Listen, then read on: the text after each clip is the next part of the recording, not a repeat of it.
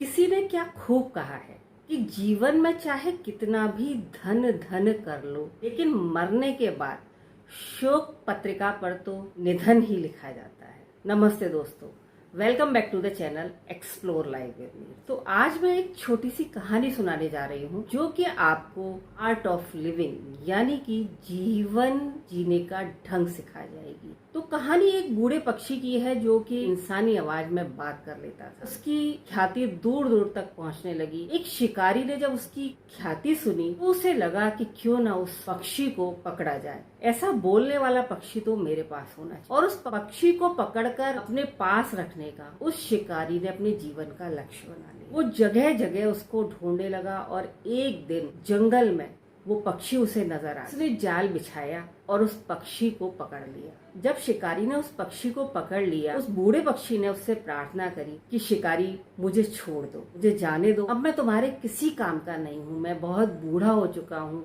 मेरी आवाज भी अब उतनी मीठी नहीं रही। पहले तो मैं गाना भी गाया करता था, लेकिन अब न तो मेरे पास वो आवाज है और न ही जो आवाज रह गई है उसमें वो मधुरता ही है। मैं तुम्हारे अब किसी भी काम का नहीं हूँ।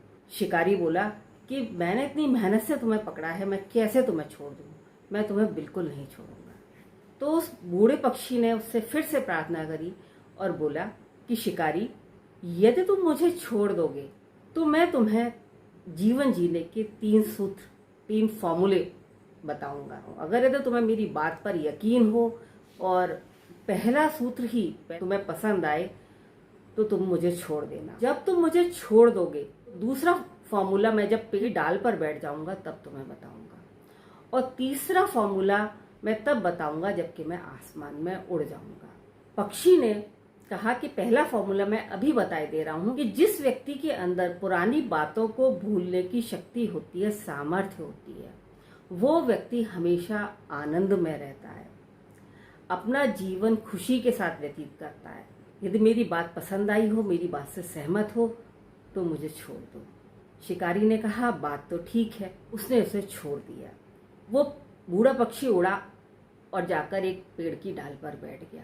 उसने कहा कि दुनिया में लोग तरह तरह की बातें करते हैं, लेकिन कभी भी किसी भी तर्कहीन बात पर विश्वास मत करना। यानी कि ऐसी बात जो तर्क से सिद्ध न होती हो उस पर कभी विश्वास मत करना। ये लाइफ का दूसरा सूत्र है। शिकारी ने कहा ठीक है।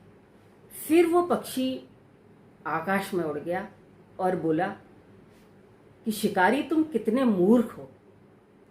मेरे पेट में 2 हीरे हैं जो कि तुमने हाथ में आया हुआ मौका गंवा दिया। तुमसे ज्यादा मूर्ख इस संसार में कौन हो सकता है कि यदि तुम मुझे नहीं छोड़ते, पकड़े रहते, तो वो दोनों हीरे तुम्हें मिल जाते और तुम इस संसार के सबसे अमीर व्यक्ति बन जाते।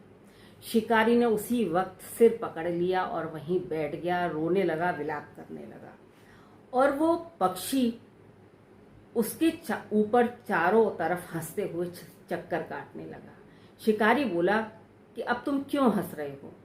उसने कहा तुम्हें कुछ भी बताने से क्या फायदा है, जब तुमने मेरा बताया हुआ कोई भी सूत्र समझा ही नहीं, तो मैं तुम्हें आगे क्या बताऊं। मैंने तुमसे कहा था कि जो व्यक्ति बीती बात को भुला देता है वही आनंद में रहता है, और तुम अभी भी इसी बात में अटके हुए हो कि तुमने मुझे क्यों छोड़ दिया और रो रहे हो, दुख मना रहे हो। तो तुमसे बड़ा मूर्ख कौन हो सकता है? शिकारी शांत होकर बैठ गया और उसने कहा नहीं पक्षी महाराज, मुझे बताओ कितनी तर्क विहीन बात पर विश्वास कर लिया मेरी कि मेरे छोटे से पेट में 2 हीरे हो सकते हैं। तुमने जरा भी अपना तर्क नहीं लगाया कि मैं पक्षी हूं, मेरा जरा सा पेट, उसमें 2 छोटे हीरे कहां से आ सकते हैं? शिकारी बोला आपकी बात तो बिल्कुल ठीक है। और तीसरा सूत्र?